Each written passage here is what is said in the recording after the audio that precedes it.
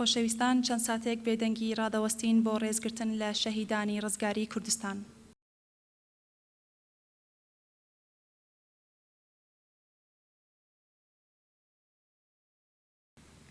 میوانانی بەڕێز ئامادەبوانی هێژە، خۆمان بە خۆشحاڵ و بەختەوەر دەزانین کە ئەمڕۆ لە یەکەمین مەراسمی خەڵاتی زارا بۆ زمانی کوردی لە دەوری یەک کۆبووینەتەوە. زۆر بەخێرهاتنی هەموو لایەک دەکەین کە لە ڕێگەی دوور و نزیکەوە تەشریفتان هێناوە و لێرە ئامادەن. لە یەکەم بڕگەی مەراسیمەکەماندا بفەرمونون بۆ پەیامی دەستەی ئامادەکاری خەڵاتی زارا لەلایەن بەڕێز کامیل نەجاری، بەڕێوەبەری پرۆژەکانی ڕێکخراوی کورتشۆپ. فەرموو. مامۆستایان دڵسۆزانی زمانی کوردی، ئامادەبوانی ڕێوڕسمی یەکەم خەڵاتی زارا بۆ زمانی کوردی، بەخێر بێن سەرسەر و سەرچاوان. زمان سەرەکیترین پێناسەی نەتەوەیە. بوون و مانی هەر نەتەوەیەک بە پلەی یەکەم پەیوەستە بەمانەوەی زمانی ئەم نەتەوەیەوە. بە درێژایی مێژوو بە تایبەت لە سەدەی ڕابردوودا دەیان زمان لەسەر گۆی زەوی فەوتاون و ئاخێوەرانی ئەم زمانانە زمانی دراوسێکانیان یا زمانی ئاینەکەیان وەرگرتووە و زمانی خۆیان لە یاد کردووە. بەم شێوەیەش لە نێو گەلان و نەتەوەکانی دیکەدا تواونەتەوە و بوونەتە بەشێک لەم نەتەوانەی زمانەکەی ئەوانیان فەوتاندووە. لە سەدەی ڕابردوودا و بە تایبەت پاش شەڕی جیهانی دووهەم وەڕووخانی ئیمپراتۆری عوسمانی و سەرهەڵدانی دەوڵەت نەتەوەکانی ڕۆژهەڵاتی ناوەڕاست، دەوڵەتانی زاڵ بەسەر کوردستاندا و بە تایبەت لە سێ پارچەی باکوور، ڕۆژئاوا و ڕۆژهەڵاتی کوردستان و بەشێک لە باشووری کوردستانیش هەوڵی کاڵکردنەوە و نەهێشتنی زمانی کوردی و لەو ڕێگایەشەوە هەوڵی لە ناوبردنی کورد لە ڕێگای تواننەوە و ئاسیمیلەکردنی ئەم نەتەوەیان داوە. سیاسەتی سەرکوتی زمان و ژینۆسایدی سپی بە تایبەت لە باکوور و ڕۆژهەڵاتی کوردستان تونتر لە پارچەکانی دیکە بووە و ئەگەرچی دەوڵەتەکانی داگیرکەری ئەم دوو بەشەی کوردستان دوو سیاسەتی تا ڕادەیەک جیاوازیان گرتووەتە بەر، بەڵام ئامانجی سیاسەتی هەردووکیان هەر یەک بووە و دەرەنجامەکانیشی زۆر لە یەک نزیک بووە. لەم دوو پارچەی کوردستان بە میلیۆنان کورد بەهۆی سیاسەتی ئاسیمیلەکردنەوە لە کوردبوون داشۆراون و ئێستا یا خۆیان بە تورک و فارس دەزانن یا وەک بەشێکی زۆر لە لوڕ و بەختیارەکانی ڕۆژهەڵاتی کوردستان خۆیان بنەتەوەیەکی جیاواز لە کورد دەزانن. ئەم سیاسەتە لە ڕۆژهەڵاتی کوردستان چەند ساڵێکە لە هەوڵی ئەوەدایە کوردەلەکەکانیش لە کوردستان داببڕێ و بۆ ئەم بەبەستەش فەرهەنگستانی زمانی فارسی لە کاتێکدا کە هێشتا سیاسەتی فەرمی خۆی بەرامبەر بە زمانی کوردی ڕانەگەیاندووە، زاراوەی لەکەی زمانی کوردی وەک زمانێکی سربەخۆ بە فەرمی ناسیوە. لە بەرامبەر هەوڵەکانی داگیرکەرانی کوردستاندا خەڵکی کوردستان و نووسەران و ڕووناکبیران و چالاکانی سیاسی و مەدەنی کورد ئەوەندەی لە دەستیان هاتووە هەوڵیان بۆ پاراستن و گەشە و پێشکەوتنی زمانی کوردی داوە. لە دوودەیەی ڕابردوودا لە ڕۆژهەڵاتی کوردستان ڕێکخراوە مەدەنیەکان ڕۆڵی سەرەکیان لە پاراستن و پەرەپێدانی زمانی کوردی لە ڕێگای فێرکاری و پەروەردە بەم زمانەوە هەبووە و سەدان و هەزاران مناڵی کوردیان بە شێوەی خۆبەخشانە فێری خوێندن و نووسین بە زمانی دایکیان کردووە و لەم ڕێگایشدا ڕوبەڕووی کەند و کۆسپ و کێشە و ئاستەنگی زۆریش بوونەتەوە، بەڵام هەر کۆڵیان نەداوە. لە ساڵی ڕابردوودا دوو مامۆستای زمانی کوردی کە هەردووکیان ئافرەت بوون بە ناوەکانی زارا محەممەدی و مژگان کاووسی تەنیا بەهۆی فێرکردنی زمانی کوردی بە مناڵانی کورد بە تێکدانی ئاسایشی نیشتمانی ئێران تۆمەتبار و لەلایەن دەسەڵاتی دادوەری ئەم وڵاتیەوە زیندانی کراون. زیندانیکردنی مامۆستایانی زمانی کوردی کە نیشانەیەکی ڕوونی دژایەتی دەسەڵاتداران بەرامبەر بە پەروەردەی زمانی کوردی و پەروەردە بە زمانی کوردیە دەرخەری ئەم دۆخە مەترسیدارەیە کە مامۆستایانی زمانی کوردی و چالاکانی بواری پەروەردە بە زمانی کوردی و نووسەرانی کوردی نووس لەم پارچەی کوردستان لەگەڵی ڕوبەڕوو دەبنەوە. هەر بۆیە وەک ڕێکخراوی کورتشۆپ بڕیارماندا وەک وەفایەک بۆ ئەو دوو مامۆستایە و هەموو ئەو مامۆستایانەی خزمەت بە زمانی کوردی دەکەن خەڵاتی زارا بۆ زمانی کوردی ڕابگەیەنین و هەموو ساڵێ لە ساڵوەگەڕی زیندانیکرانی مامۆستا زارا محەممەدیدا پێشکەشی ئەو کەس و دامەزراوانەی بکەین کە زۆرترین خزمەتیان بە زمانی کوردی کردووە. ئاشکرایە کە لە سەرانسەری کوردستان سەدان کەس بە شێوەی خۆبەخشانە خزمەت بە زمانی کوردی دەکەن و زۆر کەس تەمەنی خۆیان لەم ڕێگایەدا داناوە. هەر بۆیش دەستنیشانکردنی ناوی کەس یا دامەزراوەیەک بۆ ئەم خەڵاتە بەمانەی پشتگوێخستنی خزمەتی کەسانی دیکە نییە. ئەم هەوڵەی ئێمەش هەوڵی خۆبەخشانەی ژمارەیەک چالاکی کورد لە چوارچێوەی ڕێکخراوێکی مەدەنیدایە و هیوادارین دام و دەستگا حکومەکان و زانکۆکانی کوردستانیش زیاتر ئاور لە خزمەتکارانی خۆبەخشی زمانی کوردی لە هەر چوار پارچەی کوردستان بدەنەوە. لێرەوە پیرۆزبایی دەستەی بەڕێوەبەری ڕێکخراوی کورتشۆب ئاراستەی براوەی یەکەم خەڵاتی زارا دەکەین کە بەهۆی نزیک 20 ساڵ خەبات لە بواری پەروەردەی زمانی کوردی و هەروەها پەرەپێدانی زمانی کوردی و ڕێخستنەوەی فەرهەنگەکانی زمانی کوردی لە بواری ئەنتەرنێت و دیجیتالدا لەلایەن لێژنەی داوەرانەوە وەک یەکەمین براوەی خەڵاتی زارا بۆ خزمەتی زمانی کوردی دەستنیشان کراوە. ئاواتەخوازین ئەم ناوەندە کە بە هەوڵ و کاری خۆبەخشی دەیان لاوی ڕۆژهەڵاتی کوردستان خزمەتێکی زۆری بە زمانی کوردی کردووە لەسەر کار و چالاکیەکانی و خزمەتکردن بە زمانی کوردی بەردەوام بێت و لەم ڕێگایەدا بەردی سارد و گەرم نێتە سەر ڕێیان. دەستەی بەڕێوەبەری ڕێکخراوی کورتشۆب دیسانیش بە ناوی دەستەی ئامادەکاری ئەم ڕێوڕسمەوە بە خێراتنی سەرجەم ئێوە ئامادەبوانی ئازیز دەکەم.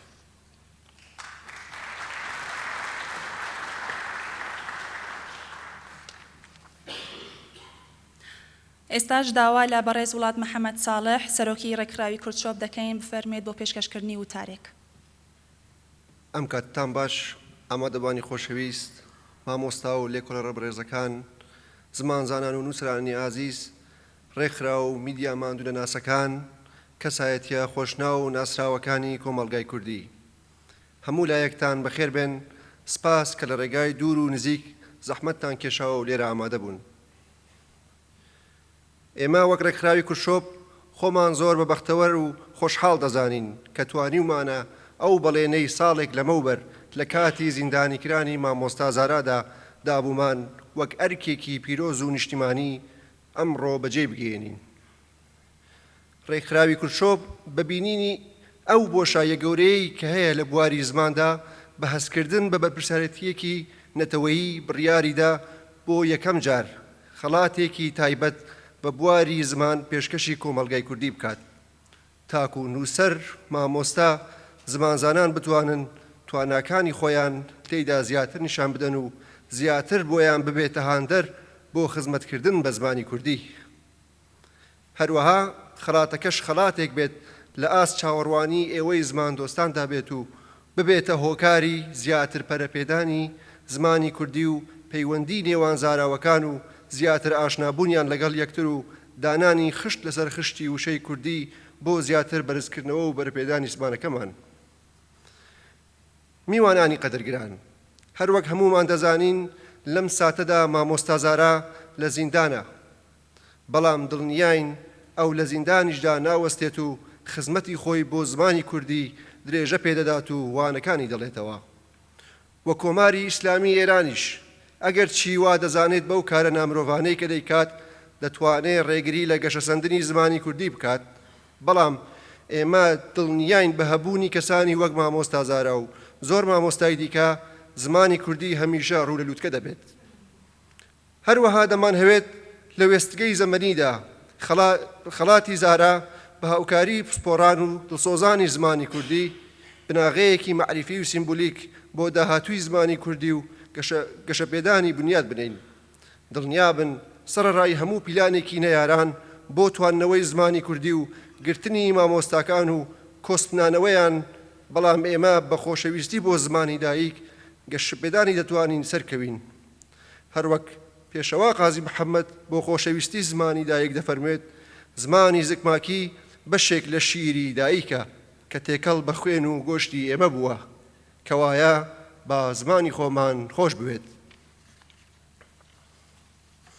لە کۆتایی قسەکانمدا هیوای هەرچی زووتر ئازادی بۆ مامۆستا زارا و هەموو مامۆستایانی دیکەی کورد دەخوازم لە هەر کوێیەک بن. هیوادارم ساڵی داهاتوو لە ڕۆژهەڵاتی کوردستان لە ژێر سێبەری ئاڵای پیرۆزی کوردستان بتوانین دووهەمین مەراسیمی خەڵاتی زارا و بە ئامادەبوونی خودی مامۆستا زارا بەڕێوە ببین. هەروەها بە پێویستیشی دەزانم لێرەوە سڵاو بنێرم بۆ گیانی پاکی هەموو شەهیدانی کوردستان و بەتایبەت شەهیدانی ئەم دوایانەی ڕاپەڕینی ڕۆژهەڵاتی کوردستان. بژی کورد، بژی کوردستان، ژن، ژیان، ئازادی.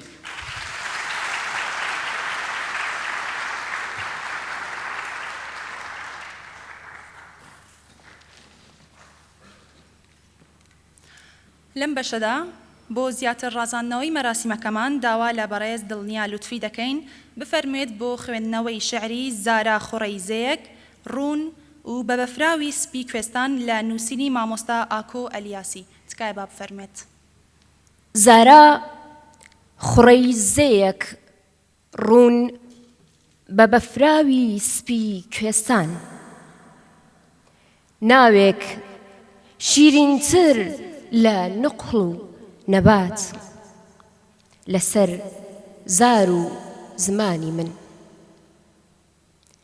لە قوڵایی تاریکایی سەدەی ڕیش و سەدەی جبە و لە دەڤەری ترس و خۆفی قەڵەمڕەوی چاخی پاندەمی شەمشەمە کوێرەکاندا وانەبێژێک لە ڕەگەزی ڕەنگی ئاگر لە هەرێمی نێرستاندا لە خۆرەوە ئەڕسکێت و پلە پلە بەسەر شانی پیرۆزیدا وردە وردە دێتە خوارێ.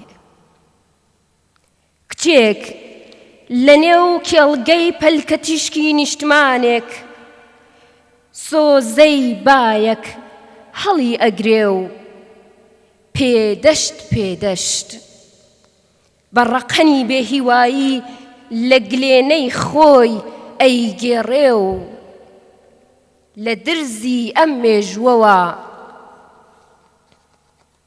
چنگێک گزنگ ئەڕژێنێتە تاریکیەوە.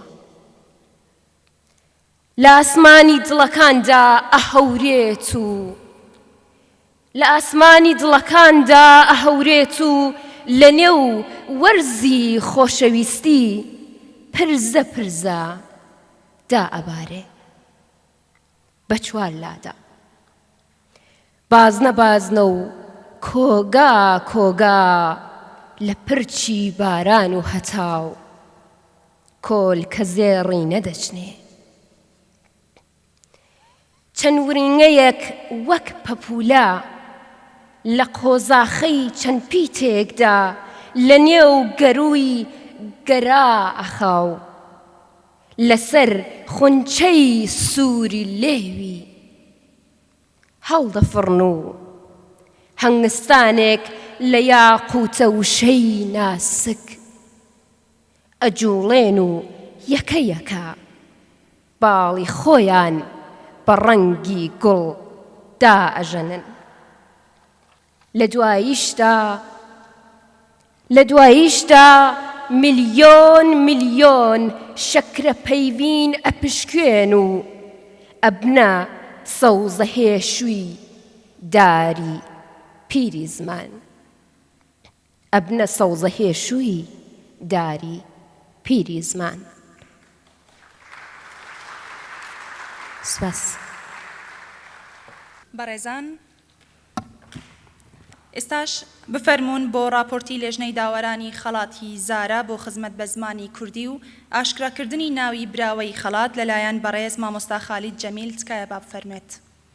دەمباش و سلااو و ڕێز بناوێ کۆمیتەیە بربژێرکردن و هەلبژارتنێ یا خەلاتە زارا محەممەدی ئەس سپاسیە کۆمیتەیە ئامادەکار ئا خەلاتە زارا محەممەدی و سازیە کورتچۆ پێ دکەم، هەروەها پیرۆزباهیە لە بربژێرن vê خەلاتێ دکەم.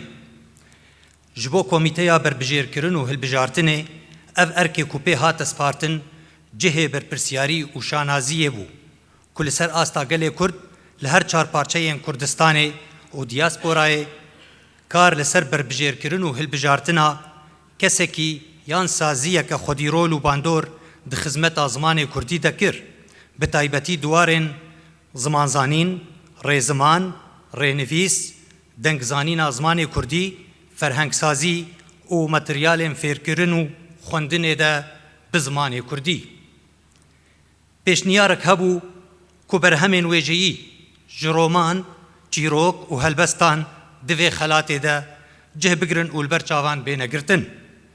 Lê piştî danûstandin û gotûbêjê her du komîte gihiştin nerîneke hevbeş ku berê xelatên wan warên wêjeyî hene, lê duwarê zimanzanînê de xelateke taybet nîne, lewma jî bêhtir xelata Zara Mihemedî ji bo ked û xebatên duwarên cudayên zimanzanîna Kurdî de hate terxankirin.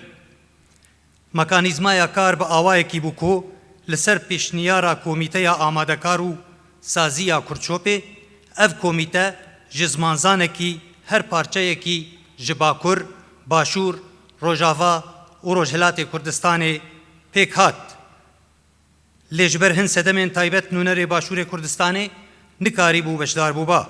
Endamên din ên komîteyê ji her yekî ji zimanzan û mamoste, Saîd Veroj ji Bakurê Kurdistanê, Şerîf Felah ji Rojhilatê Kurdistanê, Xalid Cemîl Mihemed ji Rojavayê Kurdistanê weke endamên Komîteya Berbijêrkirin û Hilbijartinê ya Xelata Zara Mihemedî hatin destnîşankirin. Di vê çarçoveyê de her endamekî Komîteya Berbijêrkirin û Hilbijartinê du navên sazî yan kesên zimanzan ji her parçeyekî ji parçeyên Kurdistanê berbijêr kirin û piştî dengdana nihên encam derçûn û tê de berbijêrek weke serkeftî hate hilbijartin û destnîşankirin. Her du komîteyên vê xelatê hevnerîn bûn ku serkeftin û birawebûna berbijêrekî nayê wê wateyê ku zimanzan û saziyên din neşayisteyî xelatkirinê ne. Lê merc ew bû ku tenê yek serkeftî bê destnîşankirin li gel hêviya bextekî xweştir ji berbijêrên din re. Careke din spas ji bo amadebûyan û spas ji bo Saziya Kurçopê û Komîteya Amadekar a Xelata Zara Mihemedî, her wiha pîrozbahî ji bo hemû berbijêr û xebatkarên duwarê zimanê Kurdî de.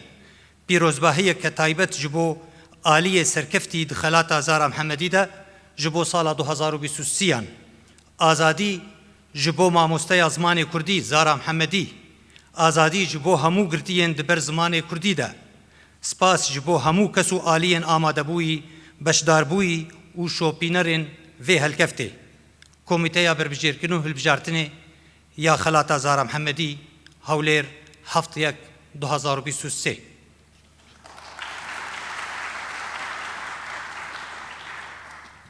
ئێستاش داوا لە بەڕێز وڵات محەممەد ساڵح دەکەین بفەرمێت بۆ پێشکەشکردنی خەڵاتەکە، هەروەها داوا لە بەڕێز حامید کۆنەپۆشی دەکەین وەک نوێنەری ناوەندی ڤەژین بفەرمێت بۆ وەرگرتنی خەڵاتەکە.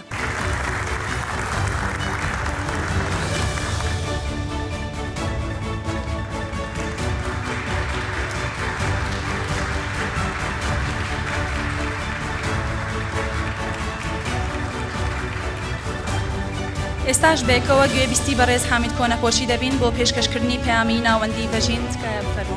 دا خەلق نەبێژێتن کۆ ئەکرات بێ معریفەتن بێ ئەسل و بنیاد. زۆر سپاس بە خێراتنی هەموو ئامادەبوانی هێژاکەم. پێش هەموو شتێک پیرۆزبایی لە ناوەندی کورچۆپ و هەموو هاوڕێیانی بەرپرسی ئەم ڕێوڕسمەیەکەم بۆ دامەزرانی خەڵاتی زارا بۆ زمانی کوردی. دیارە زمان وەکو دیاردەیەکی کۆمەڵایەتی دوو لایەنی هەیە، لایەنی بەکارهێنران لەلایەن ئاخێوەرانەوە، واتە بەکارهێنانی سیستمی پەروەردە، سیستمی ئیداری، سیستمی قەزایی و لەبەر ئەوەی هەندێک بەرچاوتەنگی لە دامەزرانی دەوڵەتنەتەوەی ئێرانیەوە لە سەردەمی ڕەزاخانەوە ئەبینین کە بەکارهێنانی زمانی کوردی لە بواری پەروەردە، لە بواری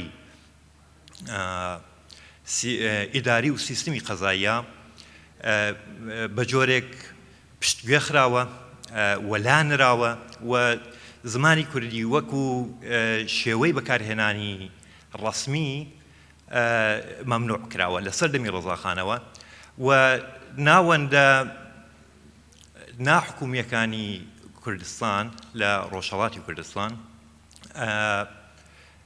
بە شێوەی نافەرمی، بە شێوەی غەیرە ڕەسمی بە پەروەردەی زمانی کوردی، نەک بەکارهێنانی زمان لە پەروەردەی ڕەسمیە، پەروەردەی زمانی کوردی بۆ مناڵانی کوردستانیان ئەسوەگرتووە و زارا لەسەر ئەو پەروەردەیە محکوم کراوە بە بەن. بۆیە دامەزرانی خەڵاتی زارا بۆ زمانی کوردی لە واقعا وەفایەکە بۆ زارا و کرانی زارا بە سیمبولێکە بۆ زمانی کوردی. سپاستان دەکەم. لایەنی دووهەمی زمانی لەوەقع گەشەدان بە زمانی کوردی، زمان وەکو سیستمێکی سەربەخۆ لە خودی خۆیان دیارە پێویستی بە ئەوەیە کە لە ڕێگای مدیۆمێکەوە تۆمار بکرێت.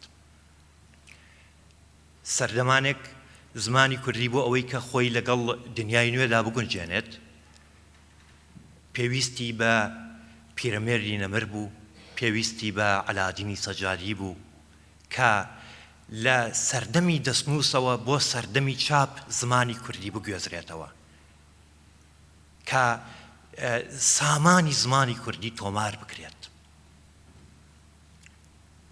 بەڵام لە سەردەمی پاش ئەوەدا ئێمە ئەبینین کە میدیۆمی چاپ بۆ دنیای دیجیتال خەریکە ئەگۆڕێ و ئێمە ئەبێت لە بیری ئەوەدا بین کە زمانی کوردی لەگەڵ میدیۆمی نوێدا لەگەڵ سەردەمی نوێدا بگونجێنین.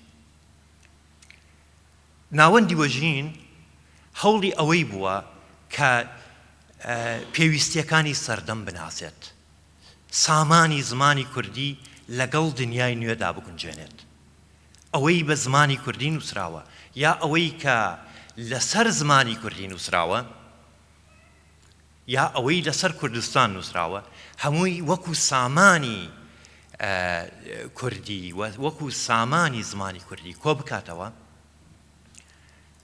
ئیمکانی لێکۆڵینەوەی لەسەر زمان بدات و بە ئەو شێوەیە نەک تەنیا لە ڕێگای پەروەردەوە کە ناوەندگەری وەکو نۆژین کە زارا یەکێک لە بەرپرسان و دامەزرێنەرانی بوو، ناوەندگەلی وەکو وەژین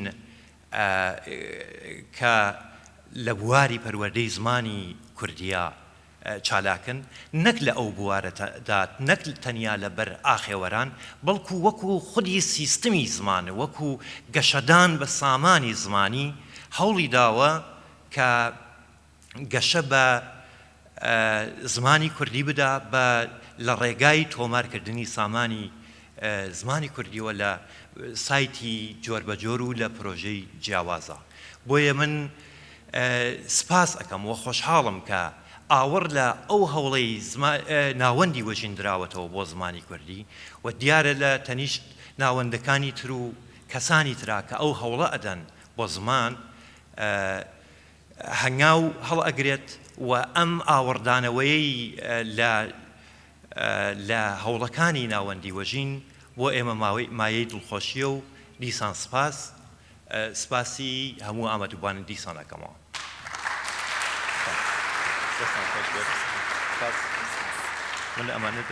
لەم بەشەی مەراسیمەکەماندا راپۆرتێک لەسەر کار و چالاکیەکانی ناوەندی ڤەژین ئامادەکراوە بابەیەکەوە بینەربین. ناوەندی فەرهەنگی هونەری ڤەژین ناوەندێکی خەڵکی و سربەخۆیە کە ساڵی 2005 لە شاری مەریوان دامەزراوە. ڤەژین هەوڵ دەدات بە خوێندنەوەیەکی سەردەمیانە و نوێ گوتاری کوردی لە مەیدانی فەرهەنگ و هونەری کوردستاندا پەرە پێ بدات. بنکەی سەرەکی ڤەژین لە شاری مەریوانە و هاوکات چەندین لقی لە گوندەکانی دەوروبەردا کردوێتەوە. چالاکیەکانی ناوەندی ڤەژین لە سێ ڕەهەندی گشتی پێک دێن: چالاکی لە بواری فێرکاری، چالاکی لە بواری بەڕێوەبردنی بەرنامەکان لە نێوخۆ و بەرنامەی گشتی ڕوو لە دەرەوە، چالاکی لە بواری بەرهەمهێنانی فەرهەنگی و هونەری، بواری فێرکاری لە ناوەندی ڤەژین. ڤەژین گرنگیەکی تایبەتی بە فێرکاری داوە و بەردەوام هەوڵی داوە بە میتۆدی زانستی و کەڵکگرتن لە مامۆستایانی زانکۆ، هونەرمەندانی پلەبەرز و پسپۆڕانی شارەزا لە بوارە جیاوازەکاندا هەلێکی باش بۆ بەشداربووان لە خولە فێرکاریەکاندا بخولقێنێت. کۆرسەکانی فێرکاری لە زانستە مرۆییەکاندا، فەلسەفەی ڕۆژاوا و شیکاری فەلسەفی، ڕێڕەوی توێژینەوە لە زانستە مرۆییەکان، تیۆریەکانی ڕخنەی ئەدەبی، مێژووناسی، مێژووی کوردستان، فێرکاری چیرۆکنووسی، دەروونشیکاری، کۆرسەکانی فێرکاری لە بەشە هونەریەکاندا، قوتابخانە هونەریەکان، فێرکاری شانۆ، شانۆ نامەنووسی، دەرهێنەری، ئەکتەری، فێرکاری سینەما و فیلمسازی، فێرکاری وێنەگری، خولی فێرکاری گرافیک و خولی فێرکاری نیگارکێشی، فێرکاریەکانی بەشی مۆسیقای ڤەژین کە بە شێوەی بەردەوام لە فێرگەی مۆسیقای ڤەژیندا چالاکە، کۆرسەکانی فێرکاری بەشی منداڵان، زمانی کوردی، فەلسەفە بۆ منداڵان، شانۆ، نیگارکێشی، فێرکاری شێعری و چیرۆک بۆ منداڵان، مۆسیقا بۆ منداڵان لە بەشی مۆسیقای ڤەژین، کۆرسەکانی فێرکاری بواری زمانی کوردی. لە ناوەندی ڤەژیندا زمانی کوردی یەکێک لە کۆڵەکە گرنگەکانە کە بەردەوام و لە هەموو وەرزەکانی ساڵدا فێرکاری زمان بەردەوامە. خولی فێرکاری زمانی کوردی، زاراوەی سۆرانی پۆلی 1، پۆلی 2، پۆلی 3، زاراوەی هەورامی، زاراوەی کرمانجی، چالاکی گشتی ڕوو لە دەرەوە و بەڕێوەبردننی بەرنامە گشتیەکان. ناوەندی ڤەژین بەردەوام لەلایەن کۆمیتەکانەوە بەرنامەی گشتی لە هۆڵ و شوێنە جیاوازەکاندا ڕێک دەخات. بەرنامە گشتیەکان بریتین لە بەڕێوەبردننی کۆنگرە، سیمینار لە بوارە جیاوازەکاندا، شەوە شعر، بەڕێوەبردننی فستیواڵ، بەڕێوەبردننی کۆنسێرت، پەردەلادان لە کتێب، گەشتی وێنەگری، پێشانگا، کۆڕی هەڵسەنگاندن و لێکدانەوەی بەرهەمە هونەریەکانی سینەما و شانۆ، ڤۆرچاب لە بوارە جیاوازەکاندا، بەژاری لە هەڵمەتی گشتی و کەمپین لەگەڵ ڕێکخراوەکانی تر لەوانە کەمپینی کۆکردنەوەی یارمەتی بۆ ئاوارەکانی شنگال، کەمپینی کۆکردنەوەی یارمەتی بۆ لێقەوماوانی بوومەلەرزەی کرماشان، کەمپینی یارمەتیدان بۆ لێقەوماوانی لافاوی لۆڕستان، کەمپینی ئاگاداری و یارمەتی بۆ تەندروستی خەڵک لە دەستپێکی پەتای کۆرۆنا. ڕۆژمێری بەرنامانە کە لەلایەن ڤەژینەوە بەردەوام و ساڵانە بەڕێوە دەچن لەوانە کۆڕی شەوی یەلدا. ناوەندی ڤەژین وەکو هێمایەکی گرنگی مێژووی و نەتەوەیی کورد لە بنارەکانی زاگرۆزدا دەڕوانێتە بۆنەی شەوی یەلدا و بەم بۆنەوە بەرنامەیەکی گەورە بەڕێوە دەبات کە بانگهێشتی چالاکانی فەرهەنگی، هونەرمەندان و بیرمەندانی کوردستان و بەشداری بەربڵاوی خەڵک کۆڕێکی فەرهەنگی و هونەری بەڕێوە دەبات. هەروەها لەو کۆڕەدا خەڵاتێکی ساڵانەی ڤەژین بە ناوی بەڕووی زێڕین پێناسە کراوە. هەموو ساڵێک دەبەخشێت بە کەسێک کە لە پێناوی فەرهەنگ و هونەری زاگرۆزدا تەمەنێک تێکۆشانی کردووە.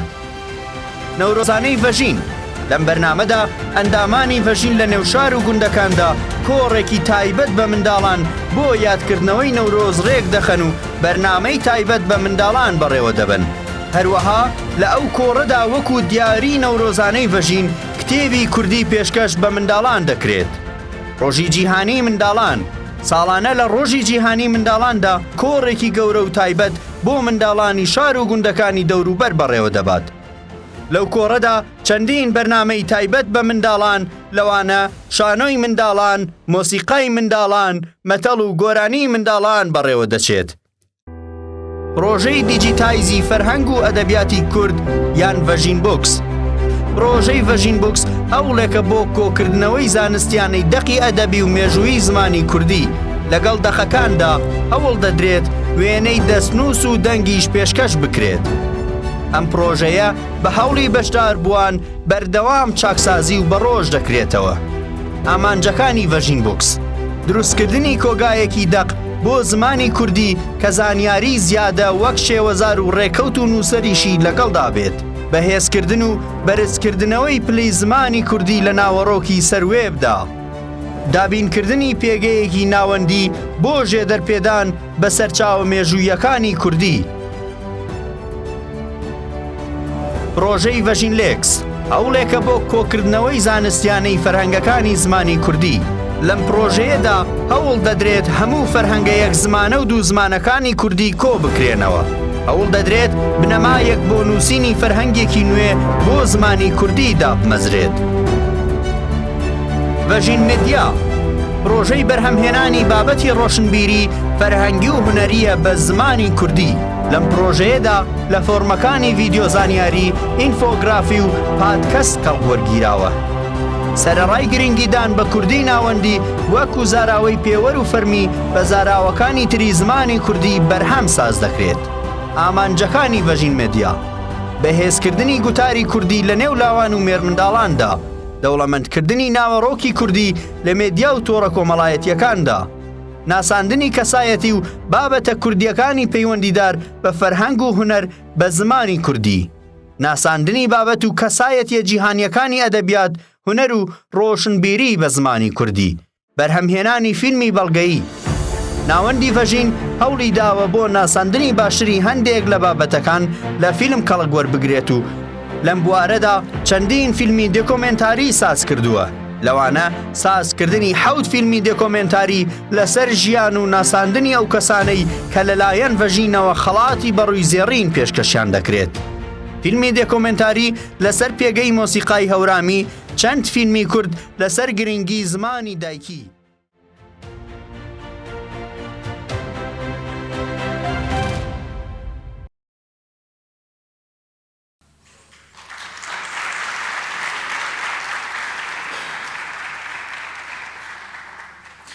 ئامادەبوانی هێژا پامێک لەلایەن دەستەی بەڕێوەبەری ڕێکخراوی نۆژین نێردراوە کە مامۆستا زارا تێیدا ئەندام بووە. دەقی پامەکە بەم چەشنەیە: نەتەوەی مافویستی کورد بەشداربوانی هێژا. ئاگادارن زۆرتر لە سەدەیەکە کە کوردستان بۆ گەیشتن بە سەروەری و دەستەبەرکردنی مافەنەتەوەیەکانی لە ڕۆژهەڵاتی ناویندا لە تێکۆشاندایە، تێکۆشانێک بەرامبەر بەسڕینەوەی جەستەیی و هزری گەلی کورد. گوتاری خۆسەپێن بەسەر کوردستان بەردەوام هەوڵی داوە یان بە شێوەی سەخت لە پرۆسەگەلی وەکو ئەنفال و کیمیاباران کورد ژینۆساید بکات، یان لە ڕێگەی ئاپاراتوسی ئایدۆلۆژیکی خۆیەوە لە ڕێگەی پرۆسەگەلی وەکو تەفریس و تەعریب و تەتریک شوناسی کوردستانی لە کورد بگرێتەوە. لەم ڕێژکەیەدا کورد هیچ کات دەستە و ئەژنۆ ڕانەوەستەوە و وەکو فۆکۆ دەڵێت لە هەر شوێنێ سەرکوت ببێ خۆڕاگریش ساز دەبێت، بۆیە کوردستان بەردەوام مەڵبەندی خۆڕاگری نەتەوەیی بووە. وەکو ڕێکخراوی نۆژین بەناسینی دوانەی سەرکوت و خۆڕاگری هەوڵمان داوە کە ئەرکی خۆمان لەم ڕێبازەدا جێبەجێ بکەین و لە ڕێگەی وەدیهاتنی مافەڕەوەکانی نەتەوەی کورد هەنگاو بهاوێژین. هەر لەم ڕێبازەدا ئەندامی ڕێکخراوی نۆژین خۆی بە بەرپرسیار زانیوە بۆ خزمەت بە گوتاری سەروەری خوازانەی کوردی و پاراستنی شوناسی کوردستانی. بۆیە لە ساڵانی ڕابردوودا چەندین جار بەرەوڕووی سەرکوتی دەسەڵاتی ناوەندی بووین کە لەوانە سەپاندنی حکمی 5 ساڵ زیندان بەسەر خاتوو زارا محەممەدی و دەست بەسەرکردنی چەندین مامۆستای دیکەی زمانی کوردی ئەنجومەنی نۆژین و داخستنی چەند لقی ئەم ناوەندە لە شارەکانی کوردستان بووە. بەڵام کەمنین ئەو تاک و ناوەندانەی سەرەڕای هەموو زەخت و گوشارەکان پێ لە مەیدانی کردەوەوە دەرنانێن و باوەڕمەندانە ڕێگای گەیشتن بە ئامانج دەپێون. هەر بۆیە ئەوەی ئێستا و لە ساتەوەختی شۆڕشی سەرهەڵدانەوەی کوردستاندا جێی سەرنجە، کاریگەری کەسایەتی و ناوەندەکانی پارێزەری زمانە لەسەر کۆمەڵگا و بەربڵاوتربوونەوەی دەنگی شوناسخوازی و مافویستی لە نێو جەماوەری کوردستان. وا ئێستا لە ساڵوەگەری بەرخودانی زارای نیشتیمان وەکو هێمای زمانی کوردی، بەختەوەرانە ڕێکخراوی کورتشۆپ بە دانانی خەڵاتی زارا هەنگاوێکی هەرە مەزنی بۆ پشتیوانی لە پارێزەرانی زمان و شوناسی کوردی هەڵگرتووە و سەرەڕای سپاس و پێزانین لە بەڕێوەبەرانی ئەم ڕێکخراوە نیشتیمانیە دەستی هاوڕێیەتیان دەگوشین و هیوادارین کە ساڵانی داهاتوو لە کەشێکی کوردستانی لە ڕۆژهەڵاتی نیشتیمان ئەم ڕێوڕەسمە بەڕێوە ببین. لە کۆتاییدا پیرۆزبایی خۆمان ئاراستەی کەسایەتی یان ناوەندی هەڵبژێردراوی خەڵاتی زارا دەکەین و هیوای سەرکەوتن بۆ هەموو ڕێبوارانی ڕێگای سەروەری کوردستان دەخوازین. ڕێکخراوی فەرهەنگی کۆمەڵایەتی نۆژین.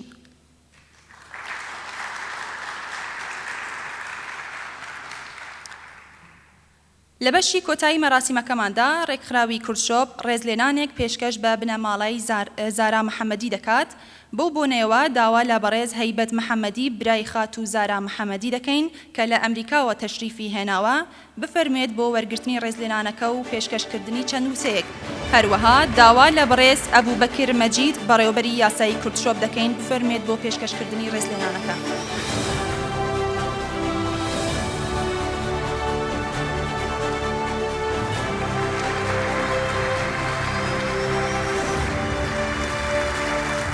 بەناوی ژن ژیان ئازادی دەمهەوێت سەری ڕێز و حورمەت بۆ هەموو شەهیدانی چوارپارچەی کوردستان، بنەماڵەی سەربەرزی شەهیدان، زندانیانی سیاسی و هەروەها ئەو کەسانەی کە لەم دوایەنەدا بە دەستی خاڵی لەسەر شەقامەکان بۆ بەدەستهێنانی مافەکانیان درانە بەر دەستڕێژی گولە.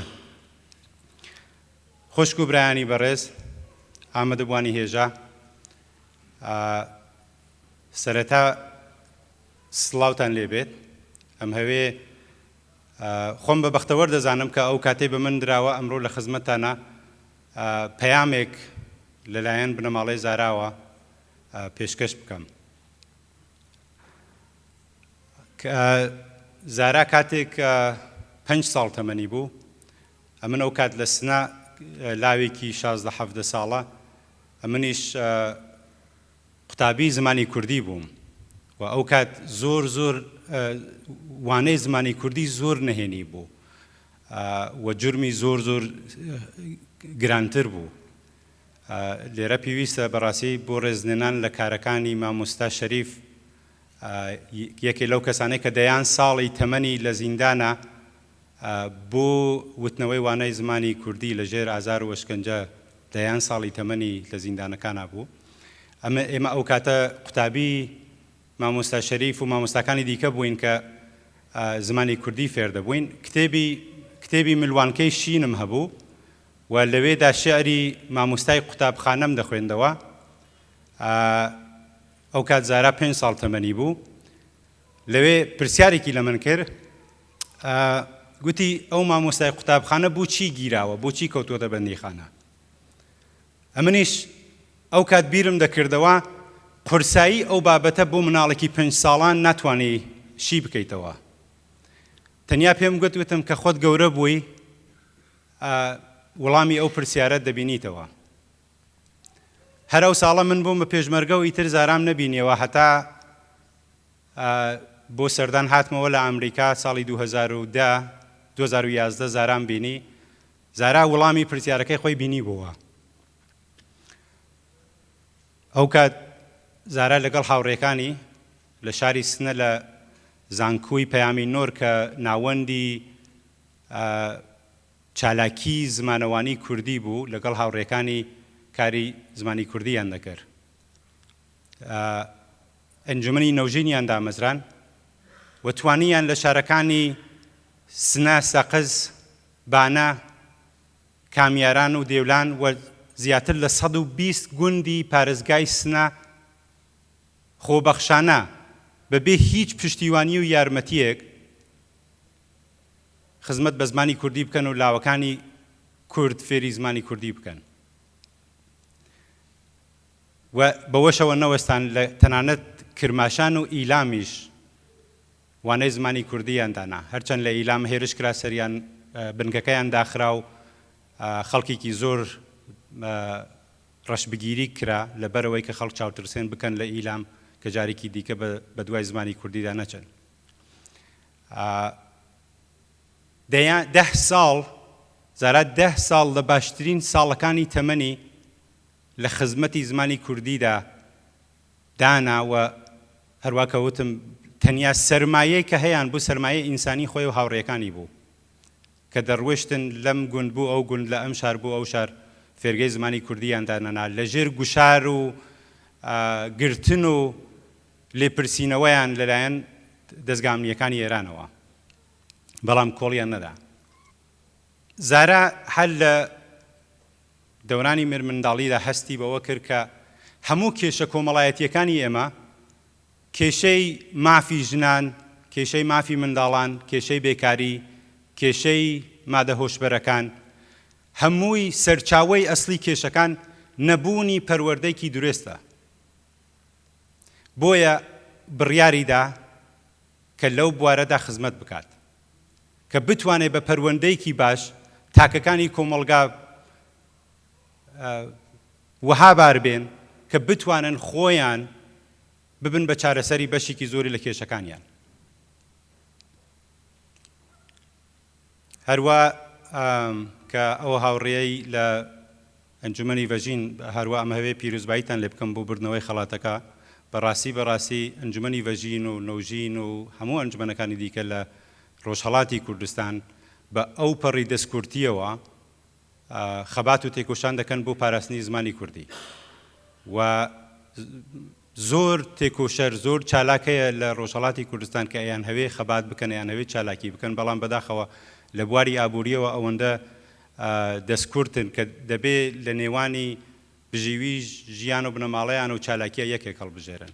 بەڵام بەڕاستی جێگای ڕێزە کە باسی قارەمانی داستانەکان دەکەی، بەڕاستی ئێوە قارەمانی داستانەکانن کە ئەو هاخۆ بەخشانە بەبێ هیچ پشتیوانیەک خزمەت بە ناسنامەمان دەکەن.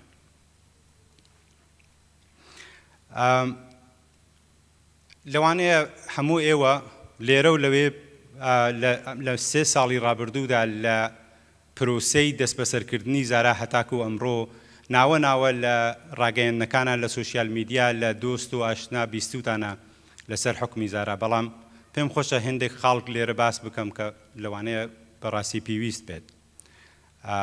لە کاتی دەست بەسەرکردنی زارا لە ساڵی 2019ەوە هەتاکو ئێستا کە خۆی لە زیندانە هەیە، لە سەرەتای دەست بەسەرکردنیەوە بەڕاستی ئێمە وەکو بنەماڵە یانەی چاوەڕێمان نەدەکرد کە زارا نەجاتی بێ. بەڕاستی ئەوەندە جەوسازی، ئەوەندە کارێک وەها کرابوو کە بتوانن زەربەیەک لە زارا و لە زاراکان بدەن کە جارێکی دیکە کەسێکی دیکە نەتوانێت بەلای فێرگە و وانەی زمانی کوردیدا بچێتەوە.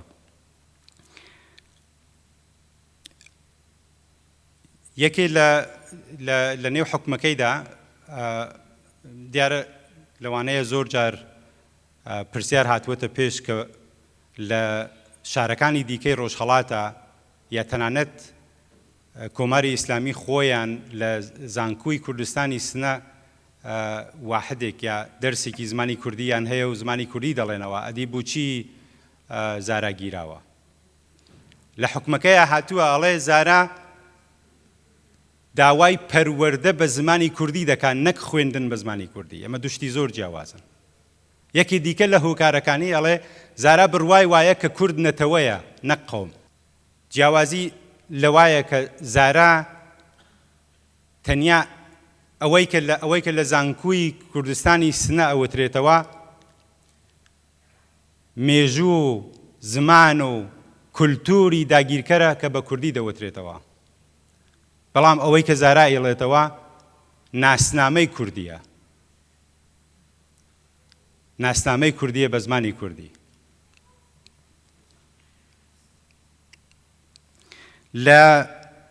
لە درێژەی محاکمەکردنەکەیە تا هەرچەند هیچ کات لە پرۆسەی دادگاییەکان یا هیچ کات نەیانتوانی هیچ بەڵگەیەک نیشان بدەن بۆ تاوانەکان کە خستە بوو یانە پاڵی زارا، چەندین جار ڕاستەوخۆ و ناڕاستەوخۆ داوایان لێکرد بوو کە یان وڵات بەجێ بێڵە یان دەست لە چالاکی هەڵبگرە. زاراش زۆر ڕاشکاوانە پێیان دەڵێ ئەمن ئەگەر هەتا ئەبەدیش حەبسم بکەن ئەمن واز لە چالاکی ناهێنم. نەتەنیا 5 ساڵ زیندان، نەتەنیا 5 ساڵ زیندان، ئەعدامیشم بکەن من وڵاتی خۆم بەجێ ناهێڵم. پێش لەوەی کە بچێتە زیندان لە کۆڕێکە داوایان چالاکانی بواری زمانی کوردی داوایان لە زارا کرد، گوتیان تو داواکاری چییە لە چالاکانی زمانی کوردی، لە ڕێکخراوەکانی مافی مرۆڤ، لە کۆمەڵگای کوردی داواکاری چییە؟ گوتیە من داواکاریم ئەوەیە ئەو پشتیوانیە کە لە من کراوە لە هەموو چالاکێکی کورد بکرێت. چونکە بەڕاستی ئەو چالاکانە هەروە کە باسم کرد لە گیانی خۆیان مایەدا دەنن، لە ژیانی خۆیان مایەدا دەنن کە خزمەت بە زمانی کوردی بکەن. کە هەیە ئەمڕۆ لەوانەیە هێندێکیان لە زیندانە بن کەسیش ناویان نەزانێ. زارا لە زیندانیش دەستی لە خەبات هەڵ نەگرتووە. لەویش ئەوەی کە دەتوانێت بۆ نمونە ڕۆژانە 10 خولەک مافی هەیە تەلەفۆن بکە، بەڵام ئەو ژنانەی کە لە زیندانن لە بواری ئابووریەوە تواناییان نییە یان بنەماڵەکانیان لە دێهاتە دووردەستەکان و تەلەفۆنیان نییە، زارا مێردەکەی دەنێرێ بۆ ئەو گوندانە کە بتوانن زەنگ بدەن بۆ مێردەکەی زارا و لەوێ بتوانن ئەو ژنە زیندانیانە لەگەڵ بنەماڵەکانیان قسە بکەن. کەسێک کە خەباتکار هاتە دنیا هەتا ما بێ هەر خەباتکارە. زارا وتەیەکی بەنرخی هەیە دەڵێ هەموو ئینسانێک بە ئەرکێکەوە دێتە دنیا، ئەویش پاراستن و خزمەتکردن بە نیشتمانیەتی. هیوادارم کە ئێمەش فێر بین ئیدی بە جێگەیەوەی کە بڵین فوکۆ وای گوت و جۆرج ئۆڕاڵ وای گوت و سقرات وای گوت و ئەفلاتون وای گوت، بڵین زارا وای گوت، فەرزادی کەمانگەر وای گوت، سەلاحەدین دەمرتاش وای گوت، دکتۆر وای گوت. ئەوەندە کەسمان هەیە لە کوردەواریە کە ئێمەش نەقلی قەوڵیان بکەین. جارێکی دیکە زۆر زۆر سپاسان دەکەم، سپاسی بەڕێوەبەرانی کورتشوب و هەروەها بەڕێوەبەرانی ئەم مەراسمە دەکەم بۆ بەڕێوەبردننی ئەم کارێکی زۆر زۆر جوانە. من دڵنیام ئەگەر زارا ئەمڕۆ لێرە باید دەستی هەمووتانی بە گەرمی دەکوشی، نەک بۆ ئەوەی کە پشتیوانی لە زارا دەکەن، بۆ ئەوەی کە بوو مافی نەتەوەکەتان خەباتەکان. زۆر سپاس.